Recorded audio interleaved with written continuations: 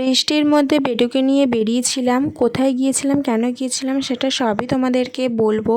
দেখো, প্রথমে বাড়ি থেকে বেরিয়ে আমরা মলে গিয়েছিলাম কিছু জিনিস কেনার জন্য। ওখান থেকে কিছু জিনিস কিনে আমরা বেরিয়ে পড়েছিলাম। এই যে দেখো, তোমাদের দাদা এখানে বিল করছে। বিল টিল করা হয়ে যাওয়ার পর যা কিনেছিলাম তোমাদের দাদাভাই এখানে ব্যাগে নিয়ে নিচ্ছে, আর আমি বেটুকে নিয়ে ভেতরেই দাঁড়িয়েছিলাম যেহেতু বাইরে বৃষ্টি হচ্ছিল। তারপর বেটুকে কোলে নিয়েই চলে গিয়েছিলাম টোটো ধরার জন্য। টোটো করে আমরা যাব বাস ধরার জন্য। টোটো থেকে নেবেই সঙ্গে সঙ্গে আমরা বাস পেয়ে গিয়েছিলাম, বাসে উঠেও পড়েছি। আর বেশিক্ষণ লাগবে না আমাদের যেতে, প্রায় 10-15 মিনিটের মধ্যে আমরা পৌঁছে যাব।